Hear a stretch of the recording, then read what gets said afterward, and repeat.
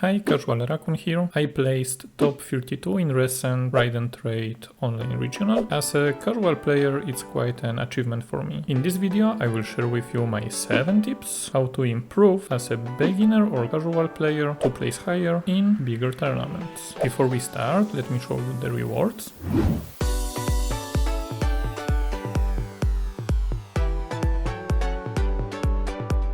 As you can see, I grouped them to represent each tier. Participation rewards, top 128, top 64, top 32. These tiers are good indicators of your progress as a player. Once you played a lot of tournaments, you should have a rough idea where you're at. I don't list higher rewards, as at the start of your journey, these placings will be the most relevant. And now, tip number 1, be time efficient. As a casual player, we don't have much time to invest into card games. It's a nice hobby to have, but we have normal work, everyday responsibilities and other hobbies as well. If we can find time to participate in local game shops tournaments, it's already an achievement. Because of that, we must be time efficient, how we approach the game if we want to have better results. Most of the tips here will be based on this simple concept. Every time we spend our precious time on this game, we will do it as efficiently as possible. Tip number 2.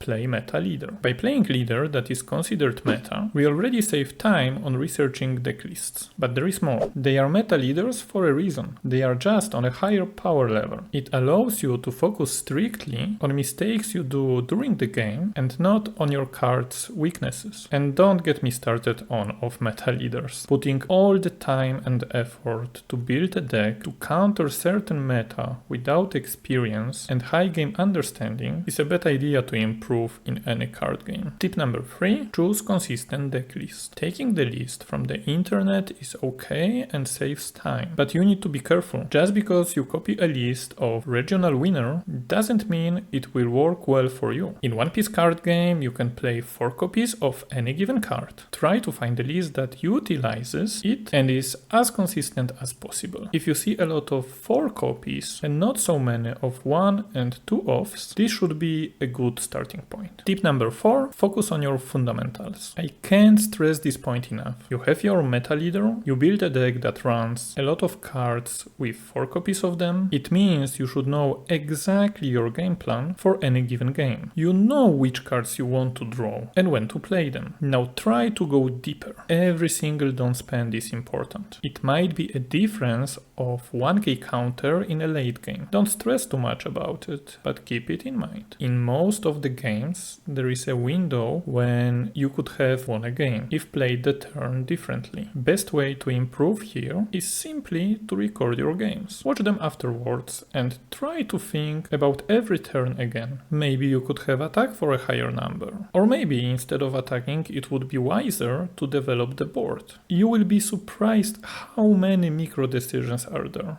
Tip number 5, play with the intent to improve. Because our time is limited through the day, anytime you play, approach the game with critical thinking. If you lost, it's most likely by your mistake.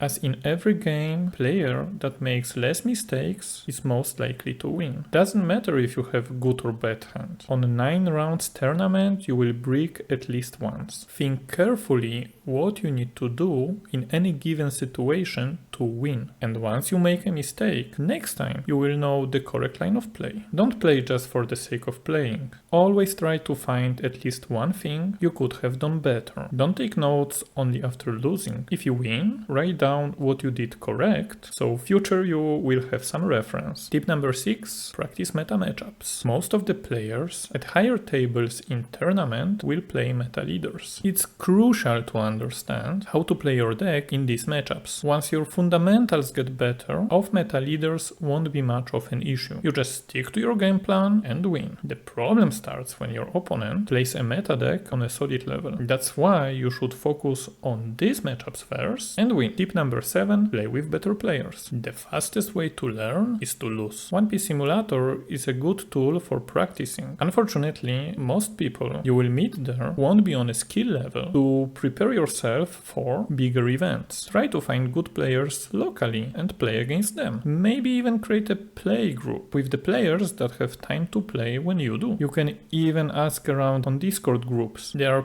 plenty of possibilities. Just don't waste your precious time on randoms. And here you have it. My simple 7 tips for you to improve. As always, I invite you to explore my channel, as I dedicate it to beginners and casual players that want to get a little better at the game. If you are interested in OPO4 meta, check this video next and choose your leader for the next event. But that's it for today. Thank you so much for watching. See you in the next video. Take it easy.